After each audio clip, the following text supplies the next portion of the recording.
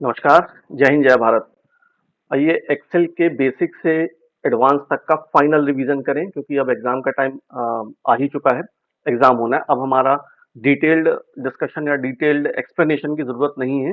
अब हमें कंटिन्यू जो भी हमारे एमसीक्यू से बेसिक से एडवांस लेवल तक के सारे एक्सेल के मैंने कोशिश की है कवर करने की। लास्ट तक देखिए, जहां थोड़े एक्सप्लेनेशन की जरूरत है वहां मैंने एक्सप्लेनेशन दिया है, लेकिन बहुत ज्यादा अब इसमें एक्सप्लेनेशन में नहीं दे रहा हूँ। सीधे सीधे हम एमसीक्यूज कर रहे हैं। एक्सेल में फॉर्मूला हमेशा किससे शुरू होता है? In Excel a formula always begins with equal to sign से शुरू होगा फॉर्मूला हमेशा। हम एक बार कर देख लेते हैं। एक्सेल ओपन किया, यहां पर मैंने लिखा इक्वल टू 7 + 9, रिजल्ट इज 16। तो आंसर इज, हमेशा हमारा जो फॉर्मूला होगा एक्सेल में वो कहां से शुरू करें, किससे स्टार्ट होगा? It will start with equal to sign. Excel में सबसे छोटा एडजस्टेबल यूनिट क्या होता है? That is cell. सेल जो होती है वो सबसे छोटी एडजस्टेबल यूनिट होती है। एक सेल ये कहलाता है, this is the cell B3, column B और रो थर्ड। ये वाली सेल जो है इसको हम कहते हैं स्मॉलेस्ट एडजस्टेबल यूनिट कहलाती है ये एक सेल। एक्सेल में रो की मैक्सिमम संख्या कितनी होती है? ये होती है 10,48,576, क्योंकि ऑफिस 2007 के बाद से जितने भी वर्जन हैं उन सभी में एक्सेल की में रोज की जो काउंटिंग होती है, टोटल नंबर ऑफ रोज 10,48,576 होती है। इसको एक बार हम देख लेते हैं। यहाँ पर मैंने क्लिक किया हुआ है और कंट्रोल के साथ मैंने एरो की यूज की, डाउन एरो की यूज की, तो देखिए हम लास्ट सेल पर आ गए। It is 10,48,576, right. वापस में कंट्रोल की प्रेस करते हुए अप एरो की यूज करूंगा तो हम टॉप पर आ जाएंगे। अभी कॉलम का भी हम देखेंगे, कॉलम का भी एमसीक्यू आएगा तो जरूर देख लेते हैं। फिलहाल रो की मैक्सिमम नंबर ऑफ रोज कितनी होंगी इन एक्सेल? 10,48,576। एक्सेल में कॉलम को किससे रिप्रेजेंट किया जाता है? Column in Excel are represented by letters. Number से नहीं होता, सिंबल से नहीं होता, कलर से नहीं होता। ये जो कॉलम से देखिए A B C D these are the columns. तो कॉलम किससे रिप्रेजेंट हो रहे हैं? लेटर्स से, right. Right answer is option B, letters. Cell A1 cell reference किस प्रकार का रेफरेंस है? A1 cell reference is relative reference. क्यों? क्योंकि देखिए, इसको मैं थोड़ा सा एक्सप्लेन कर देता हूं। यहां पर सपोज मैंने लिखा हुआ है 5 और यहाँ लिखा हुआ है 6, और यहाँ पर मैंने एक फॉर्मूला लगा दिया equal to this cell plus this cell, then enter. तो ये मुझे रिजल्ट दे रहा है 11। अब मैं यहाँ पर लिखता हूँ 7 और यहाँ पर लिख दिया मैंने 3। और इस फॉर्मूले को अगर मैं कॉपी करता हूँ, देखिए इसको सिंपली सिलेक्ट करेंगे और कंट्रोल सी प्रेस करके कॉपी, और यहाँ पर मैंने कंट्रोल वी किया, तो ये क्या कर रहा है? मुझे रिजल्ट दे रहा है 7-3। मतलब ये रिलेटिव पोजीशन के अकॉर्डिंग ये अपने आप की अपनी वैल्यू को चेंज कर लेता है। इसलिए यहाँ पर ये जो A1 सेल रेफरेंस है, ये किस टाइप का रेफरेंस है? It is relative reference. Fix नहीं होगा कि वही है। जैसे ही सेल चेंज होगी तो रिलेटिव पोजीशन जो होगी अकॉर्डिंगली फॉर्मूला हमारा चेंज हो जाएगा, राइट। देखिए यहाँ पे फॉर्मूला भी मैं दिखा देता हूँ आपको। यहाँ पर फॉर्मूला क्या आ रहा है? A6, ये है फॉर्मूला बार। यहाँ पे दिख रहा है A6 + B6, राइट। चलिए नेक्स्ट क्वेश्चन। एब्सोल्यूट रेफरेंस का उदाहरण कौन सा है? Which is an example of absolute reference? This is the absolute reference. Absolute means जहां पर आपकी कॉलम और रो फिक्स होंगी उसको हम कहेंगे एब्सोल्यूट रेफरेंस, और डॉलर का साइन यूज होता है। यहां पर ही इसी फॉर्मूला में मैं यहां पर क्या करता हूं, इसको यहां पर चेंज कर देता हूं। फॉर्मूला बार में ही यहां पर मैंने डॉलर का सिंबल लगा दिया, डॉलर, और A2 के सामने भी डॉलर, देन बी के सामने डॉलर एंड 2 के सामने, मतलब रो और कॉलम दोनों के ही सामने मैंने डॉलर प्लेस कर दिया। तो यहाँ तो रिजल्ट ये सही दे रहा है, बट अब इसको मैं कंट्रोल सी कॉपी करके जब यहाँ पेस्ट करूंगा तो देखिए ये यहाँ पर भी मुझे 11 ही दे रहा है, जबकि ये 7 और 3 कितना होना चाहिए? 10 होना चाहिए।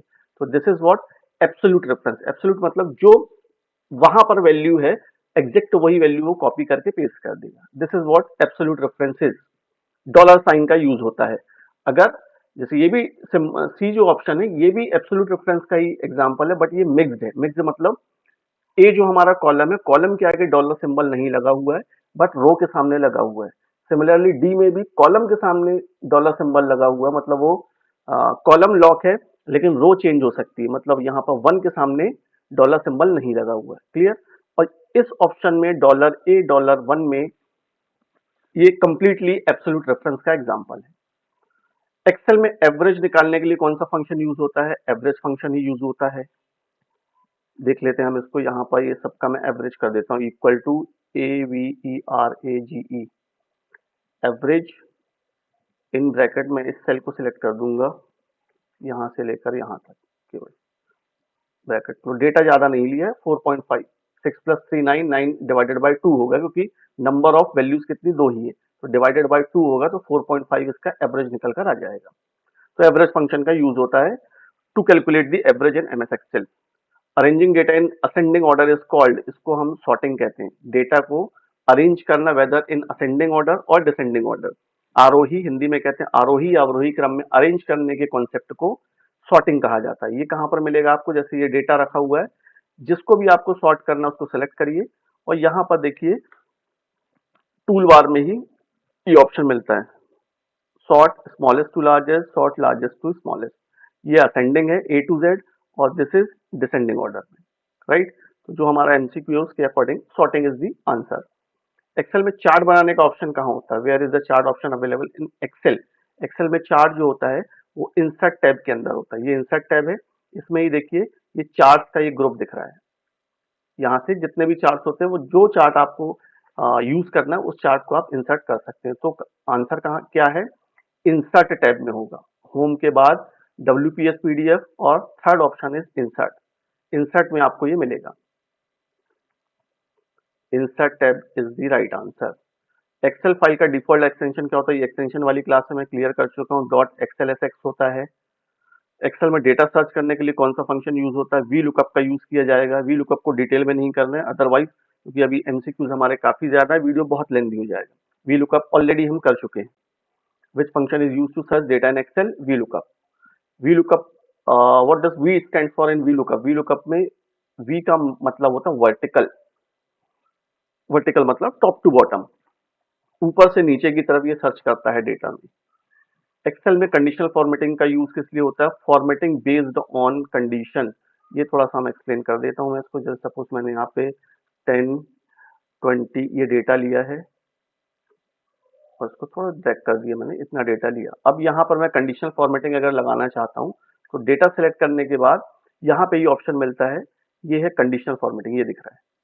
इस पर क्लिक करें, हाईलाइट सेल्स रिटर्न, मैंने यहाँ लेस देन यूज किया। लेस देन में मैं बोल रहा हूँ कि जो वैल्यू 50 से लेस हो, यहाँ पे आपको विथ क्या होना चाहिए? तो light red with fill with dark red text select करके ओके कर दिया। देखिए जिनकी वैल्यू 50 से लेस है वो सारे के सारे इस तरीके से डिस्प्ले हो जाएंगे मुझे। This is what conditional formatting is. और भी अदर ऑप्शन है कंडीशनल फॉर्मेटिंग में, लेकिन अभी एमसीक्यू के हिसाब से हम फॉर्मेटिंग बेस्ड ऑन कंडीशन, ये this is the right answer. Excel में फिल्टर क्यों यूज होता है? Why filter is use? So specific data को डिस्प्ले करने के लिए फिल्टर का यूज किया जाता है। अब उसके लिए भी डेटा की जरूरत है, डेटा भी मैंने बनाया नहीं है। यहाँ पर ऑप्शन मिलेगा आपको वही सॉर्ट एंड फिल्टर में। यहाँ पर मैं फिल्टर लगा दूंगा। अब फिल्टर में क्या देखना है मुझे? जैसे ये उस टाइम यूज होता है जैसे सपोज डेटा है हमारे पास, बहुत सारी सिटीज हैं, तो भोपाल, जबलपुर, ग्वालियर, इंदौर, रीवा, शहडोल, बहुत सारी ऐसी सिटीज हैं। हमको पर्टिकुलर सिटी के लिए डेटा देखना है, तो वहां पर आप सिलेक्ट कर सकते हैं फिल्टर लगाकर। Clear? Next option, next question is Excel में सम फंक्शन क्या करता है? It will sum the values. यहाँ पे मैंने इसको सिलेक्ट किया, लास्ट में यहाँ पर सपोज मैं चाहता हूँ इक्वल टू सम फंक्शन मैंने लगाया, ब्रैकेट ओपन किया और सिलेक्ट कर दिया, जिसका मुझे सम चाहिए उसको सिलेक्ट कर दिया। F3 से F10 तक की रेंज की जितनी वैल्यूज हैं उसका ये सम कर देगा। Bracket close, enter, this is the sum. ये किसका सम है? यहाँ से लेकर यहाँ तक की वैल्यूज का सम है, राइट? तो सम फंक्शन क्या करता है? What does sum function do? ये क्या करेगा? ऐड नंबर्स, नंबर्स को ऐड करेगा। इसको सिंपली और इस तरीके से भी कर सकते हैं, इक्वल टू मैंने लिखा सम, ब्रैकेट में मैंने लिख दिया नंबर 1 8, कॉमा नंबर सेकंड 9, और एंटर। तो ये 17 मुझे डिस्प्ले करके दे रहा है। ठीक है, चलिए नेक्स्ट। एक्सेल में काउंट फंक्शन क्या करेगा? Count function it counts the numbers. देखिए ये थोड़ा सा कंफ्यूजिंग होता है काउंट में कि सेल काउंट करेगा, टेक्स्ट काउंट करेगा, एक्चुअली ये नंबर्स काउंट करता है। जैसे देखिए यहाँ पर मैंने इन दोनों को डिलीट कर दिया, सपोज ये दो वैल्यूज डिलीट कर दी, यहाँ पर मैंने फंक्शन लगा दिया count, COUNT count, bracket open, और यहाँ से लेकर यहाँ तक की रेंज मैंने सेलेक्ट कर दी, bracket close, then enter. It is displaying 6, 1 2 3 4 5 6, मतलब टोटल वैल्यूज, नंबर वैल्यूज कितनी है वो। अगर यहाँ पे मैं कुछ टेक्स्ट प्लेस कर देता हूँ, यू या जो भी कुछ करना है वो कर दूंगा, तो उससे फर्क नहीं पड़ेगा, क्योंकि ये केवल नंबर्स को काउंट करता है कि रेंज में नंबर्स कितने हैं, वो काउंटिंग हमको डिस्प्ले करके देता है काउंट फंक्शन, राइट। तो count numbers is the right answer. Collection of worksheet is called, ये वर्कबुक कहलाता है, ऑप्शन ए। शीट 1, जैसे शीट 1, शीट 2, शीट 3, और देखिए टॉप पर टाइटल बार में ये लिखा हुआ है बुक 1, तो शीट का कलेक्शन एक वर्कबुक कहलाता है। What does cell B5 represent, B5 का मतलब है column number B, row number 5, column B and row number 5, row number 5 column B। देखिए ये है B कॉलम, B कॉलम और रो नंबर 5, ये वाली 5, और यहाँ पर देखिए यहाँ पे नेम बॉक्स में दिख रहा है B5, B5 का मतलब है 20 कॉलम, मतलब B नंबर का कॉलम और 5th नंबर की रो, तो right answer is column B, row 5। What is the use of control plus C, ये तो सिंपल है, ये सब में ही होता है, वर्ड, एक्सेल, पावर पॉइंट सभी में यही यूज होता है। कंट्रोल सी का यूज कॉपी करने के लिए यूज होता है, कंट्रोल वी का यूज पेस्ट करने के लिए होता है। एच लुकअप का एच क्या डिस्प्ले करता है, इट इज हॉरिजॉन्टल, एच का मतलब होता है हॉरिजॉन्टल, राइट। एच लुकअप में V lookup and H lookup, V lookup में वर्टिकल, एच लुकअप में horizontal. Where is the formula bar located, top of the worksheet, worksheet के टॉप पर होता है फॉर्मूला बार, ये कहलाता है, ये है फॉर्मूला बार, एफ जहां लिखा हुआ ये यहाँ पर, इसको हम कहते हैं फॉर्मूला बार। तो ये हमारी शीट है, इस शीट के टॉप पर यहाँ पर डिस्प्ले होता है, ये फॉर्मूला बार कहलाता है। Which chart is best for data comparison, data comparison के लिए बार चार्ट का यूज होता है, बार चार्ट। इंसर्ट पर जाऊं, सपोज मैंने ये पूरा सिलेक्ट कर दिया जैसा था वैसा डेटा, और इंसर्ट पे जाऊं और यहाँ पर बार चार्ट में सिलेक्ट कर दिया, इसमें भी 2D 3D ये सारे ऑप्शन मिलते हैं, मैंने कोई भी एक ले लिया सपोज ये। तो ये देखिए डेटा कंपैरिजन हम मुझे इजी हो जाता है, ये तो डेटा हमारा मीनिंगफुल नहीं है, फॉर एग्जांपल आपको बताया है। तो बार चार्ट का मतलब डेटा के प्रॉपर कंपैरिजन के लिए हम बार चार्ट का ही यूज करेंगे, right. Selected cell in Excel is called, ये एक्टिव सेल कहलाता है, जो सेल को आपने सेलेक्ट किया है, जैसे सपोज ये सेल सेलेक्ट है तो ये एक्टिव सेल कहलाएगी। Current cell, selected cell, main cell नहीं, active cell actually term use किया जाता है, एक्टिव सेल। सिलेक्टेड सेल तो है ही वो, लेकिन एक्सेल में उस पर्टिकुलर टर्म को हम क्या कहते हैं, वो कहलाता है active cell. Control S is use for save, ये सेव के लिए होता है एक्सेल में। Shortcut to insert worksheet, worksheet insert करने के लिए शिफ्ट F11 प्रेस किया जाएगा। देखिए मैं यहाँ पर हूँ अभी, शीट 1, शीट 2, शीट 3, ये 3 शीट है। जैसे ही मैं कंट्रोल की के साथ F1 प्रेस करता हूँ, देखिए ये मेरे पास डिस्प्ले होकर यहाँ पे एक और शीट आ जाएगी शिफ्ट के साथ। ये मैक्रो, मैक्रो के लिए है कंट्रोल F11, और शिफ्ट के साथ जब मैं F11 प्रेस करूंगा, सॉरी, शिफ्ट के साथ जब मैं F11 प्रेस करूंगा, देखिए यहाँ पे लिखा आ गया शीट 4, ये नीचे की तरफ दिख रहा है, ये शीट 4 आ गई। इसको राइट क्लिक करके मैं डिलीट कर दे रहा हूँ फिलहाल। तो right answer is shift F11।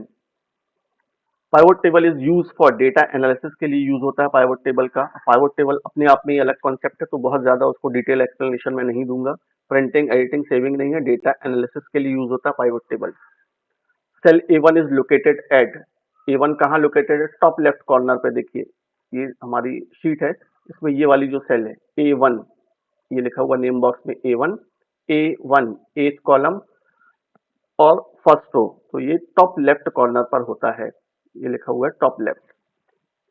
Control Z is use for, undo के लिए यूज होता है कंट्रोल Z। कोई भी काम आप, कोई भी टास्क आपने परफॉर्म किया, जैसे मैंने इसको डिलीट कर दिया सपोज, यहाँ से मैंने डिलीट की प्रेस की, डिलीट किया, और फिर कंट्रोल Z प्रेस करूंगा तो वापस वो अंडू हो जाएगा, मतलब जो भी टास्क मैंने परफॉर्म किया है वो अंडू हो जाएगी। सिमिलरली नेक्स्ट ऑप्शन है कंट्रोल वाइज, ये रीडू के लिए, जैसे जो भी आपने किया उसका उल्टा करना है। फिर मैंने यहाँ से कंट्रोल वाई प्रेस किया तो देखिए ये रीडू, रीडू मतलब अगेन वो डिलीट हो गया, वो वैल्यू हमने डिलीट कर दी। तो control Z is use for undo and control Y is use for redo.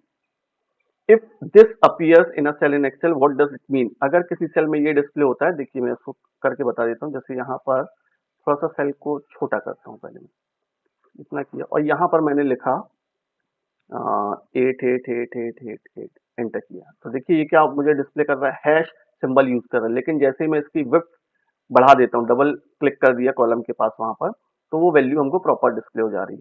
तो इसका मतलब ये है कि कॉलम विड्थ इनसफिशियंट, ये तब एरर आएगी जब आपके कॉलम की विड्थ इनसफिशियंट होगी। कॉलम को आप थोड़ा सा विड्थ बढ़ा दीजिए तो आपकी प्रॉब्लम सॉल्व हो जाएगी, मतलब जो कंटेंट है सेल में वो आपको डिस्प्ले हो जाएगा। Which function convert text to upper case, ये अपर का ही यूज होगा। What will equal to sum this do, ये क्या करेगा, ये एक्चुअली सम बोथ रेंजेस करेगा, दोनों ही रेंजेस, ये दो रेंजेस दी गई है A1 to A5, B1 to B5, ये दोनों रेंजेस दी गई है। इसको जल्दी से देख लेते हैं। A1 में मैंने यहाँ पे 1 लिख दिया और इसके बाद इनको A1 से A5 तक वैल्यू दे दी, ये दे दी मैंने वैल्यू। और यहाँ B1 में मैंने 9 लिख दिया, यहाँ पर ये वैल्यूज भी मैंने दे दी B1 से B5 तक। ठीक है, यहाँ कुछ और दे देता हूँ, 7 देता हूँ, नेगेटिव वैल्यू नहीं चाहिए। और मैंने यहाँ पे लिखा equal to sum in bracket A1 से A5 देन कॉमा B1 से B5 ब्रैकेट क्लोज एंटर 70, मतलब इन दोनों का वो सम करके देगा, इसका भी सम और इसका भी सम, इन दोनों का टोटल सम करके मुझे यहाँ पर दे देगा। तो right answer is sum both ranges, दोनों ही रेंजेस को ये सम कर देगा। Which function returns length of text, ये len फंक्शन देता है किसी भी टेक्स्ट की लेंथ। जैसे सपोज यहाँ पर ये यू लिखा हुआ है, इक्वल टू मैंने फॉर्मूला यूज किया len इन ब्रैकेट, इसको सिलेक्ट कर दिया और ब्रैकेट क्लोज कर दिया, then enter 3, this is the result. इसकी लेंथ कितनी इस टेक्स्ट की, 3, मतलब नंबर ऑफ कैरेक्टर्स कितने, 3, वही ये डिस्प्ले करता है। तो len फंक्शन यूज होता है, लेंथ नहीं len। What does is equal to now return, now return करेगा डेट एंड टाइम, जो करंट डेट एंड टाइम है सिस्टम का, ये रिटर्न कर देता है। यहाँ पे मैंने लिखा इक्वल टू NOW और पैरेंथेसिस ओपन क्लोज कर दी, एंटर, देखिए ये डिस्प्ले कर दिया। जो डेट है वो डेट और जो टाइम है वो टाइम, ये दोनों डिस्प्ले कर देगा, right. What type of reference is A1, ये है मिक्स्ड रेफरेंस, ये अभी मैंने इसके पहले भी बताया। मिक्स्ड रेफरेंस का मतलब कॉलम के आगे तो डॉलर का सिंबल लगा हुआ, मतलब वो लॉक है, लेकिन रो चेंज हो सकती है। रो के आगे डॉलर का सिंबल नहीं लगा है, इसका मतलब रो बदल सकती, कॉलम फिक्स रहेगा, ए कॉलम फिक्स रहेगा, रो 1 2 3 4 कुछ भी हो सकती है। तो this is the type of mixed reference. Which error occurs when dividing by zero, जब जीरो से डिवाइड करेंगे हम किसी नंबर को, तो दिस एरर, ये वाली एरर आएगी, hash div forward slash zero और एक्सक्लेमेशन का साइन। इसको कर भी देख लेते हैं। इक्वल टू, यहाँ पे मैंने लिखा 56 डिवाइडेड बाय जीरो, एंटर, देखिए ये एरर आ रही है, ये एरर डिस्प्ले करेगा। ये एरर का मतलब होता है division by zero. What does hash REF exclamation error occur invalid reference, ये तब आता है जब मान लीजिए आपने फॉर्मूला लगाया हुआ है दो सेल का A1 B1 का, लेकिन A1 सेल डिलीट हो गई, तो उसको अब रेफरेंस ही नहीं मिल रहा, तो इनवैलिड रेफरेंस का ये एरर डिस्प्ले करेगा। इसका मतलब होता है इनवैलिड रेफरेंस। एरर आपको ये शो होगी, ये वाली हैश REF एक्सक्लेमेशन का सिंबल, इसका मतलब होता है इनवैलिड रेफरेंस, मतलब वो रेफरेंस प्रॉपर नहीं है, वो रेफरेंस डिलीट किया जा चुका है, डिलीट हो गया है। Which function checks condition, condition check करने के लिए इफ फंक्शन का यूज होगा। What does count A1 full colon A10 count, ये क्या काउंट करेगा, इट विल काउंट, क्योंकि काउंट फंक्शन का काम ही होता है नंबर्स काउंट करना, तो ये नंबर्स काउंट करेगा। ये टेक्स्ट काउंट नहीं करेगा, ब्लैंक सेल्स काउंट नहीं करेगा, ऑल सेल्स काउंट नहीं करेगा, it will count numbers. Range क्या होगी A1 से A10 की। Maximum column in Excel 16,384 column होते हैं, ये मैं दिखा देता हूँ। लास्ट कॉलम जो होता है वो भी आपको दिख जाएगा। मैंने यहाँ पे क्लिक किया और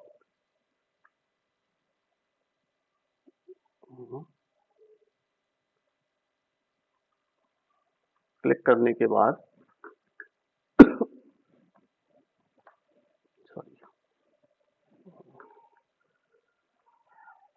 क्लिक करने के बाद मैं यहाँ पे यूज कर रहा हूँ,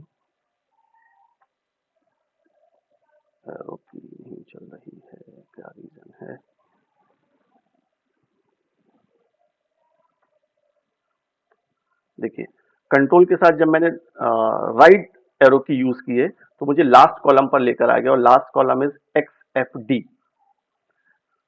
अगेन कंट्रोल के साथ मैं लेफ्ट एरो की यूज करूंगा तो टॉप पर आ जाऊंगा। वैसे ही कंट्रोल का यूज करके जब मैं लास्ट यूज करता हूं एरो की तो ये लास्ट के सेल पर चला जाता है, लास्ट डेटा सेल जो होती है वहां चला जाता है। दो बार प्रेस करेंगे तो एकदम एंड पर चला जाएगा। क्लियर? और लास्ट कॉलम, ये भी क्वेश्चन आ चुका है या आ सकता है कि लास्ट कॉलम जो होता है एक्सेल में वो ऑप्शन दे दिए जाएंगे तो last column is x F D. क्या लिखा है? X F D. और टोटल नंबर ऑफ कॉलम्स कितने होते हैं? टोटल नंबर ऑफ कॉलम्स 16,384 होते हैं। Right? What does control arrow key do? ये वही कर रहा है, move to last data cell, जो अभी मैंने किया। कंट्रोल के साथ एरो की यूज में करूंगा अगर अप डाउन लेफ्ट राइट तो अकॉर्डिंगली वो मूव करेगा। अभी मैं यहाँ पर हूँ, लास्ट कॉलम पर हूँ, एकदम लास्ट कॉलम पर, रो के 13th रो के लास्ट कॉलम पर हूँ। तो कंट्रोल के साथ मैंने लेफ्ट एरो की प्रेस की तो देखिए मैं रो के फर्स्ट पर आ गया। ठीक है? और अगर कंट्रोल के साथ मैं डाउन एरो की यूज करूंगा तो लास्ट सेल पर चला जाऊंगा, रो वाइज लास्ट सेल पर चला जाऊंगा। कंट्रोल के साथ अप एरो की यूज करूंगा तो सबसे टॉप पर आ जाऊंगा। ठीक है? तो कंट्रोल के साथ नेविगेशन कीज यूज होंगी, एरो कीज। कंट्रोल की के साथ left right up and down, ये चार कीज यूज होंगी। तो आप मूव कर सकते हैं शीट में एकदम last, bottom, top and left, सभी जगह पर। Move to last data cell, इस की का यूज होता है। Shortcut for auto sum, control plus is equal to, control plus is equal to मतलब sorry alt plus is equal to मतलब ऑल्ट की के साथ इक्वल टू का साइन यूज करेंगे। जैसे मैं यहाँ पर सम कर देता हूँ, इसको मैंने इतना सिलेक्ट किया और यहाँ पर आकर मैंने ऑल्ट के साथ इक्वल टू सिंबल प्रेस कर दिया तो ये मुझे 266 इसका सम डिस्प्ले कर दे रहा है। राइट? ऑल्ट की के साथ इक्वल टू सिंबल यूज किया जाएगा। What is freeze pane use for? Lock rows and columns while scrolling. Freeze pane का यूज किया जाता है अगर मुझे स्क्रॉल करते टाइम लॉक करना है तो मैं सपोज ये इसको मैंने सेलेक्ट किया और व्यू में जाकर, व्यू टैब में जाकर आपको एक ऑप्शन मिलेगा फ्रीज पेन्स का, विंडो वाले ग्रुप में फ्रीज पेन्स का ऑप्शन मिलेगा। यहाँ से फ्रीज पेन कर दिया। अब देखिए फ्रीज पेन हो गया। अब मैं जब स्क्रॉल कर रहा हूँ तो देखिए वहां तक जो मैंने कॉलम, जिस कॉलम को सिलेक्ट किया था उसके पहले तक का वो फ्रीज हो गया, ये वाला कॉलम फ्रीज हो गया। अब मूव करेंगे तो केवल ये मूव हो रहा है। This is what freeze pane is. इसको मैं अनफ्रीज कर देता हूँ। लॉक रोज एंड कॉलम, वैसे सिमिलरली जैसे कॉलम को किया, रो को भी आप सिलेक्ट कर दें, फ्रीज कर दें तो फिर रो उतनी जो होगी वो फ्रीज होगी, उसके नीचे आप स्क्रॉलिंग कर सकते हो, वो वहां पे फिक्स हो जाएगी। Where is pivot table located? ये होती है इंसर्ट टैब में होता है। इंसर्ट में ही आपको पहला ही ऑप्शन मिलेगा। इंसर्ट में देखिए ये पिवोट टेबल, ये पहला ही ऑप्शन है, पिवोट टेबल का ऑप्शन मिलता है आपको। V lookup searches in which column? कहां पर ये सर्च करेगा? First column of table, table के फर्स्ट कॉलम में वी लुकअप काम करता है। Which function return maximum value? Max function return करेगा maximum value. Control plus space, ये क्या करता है?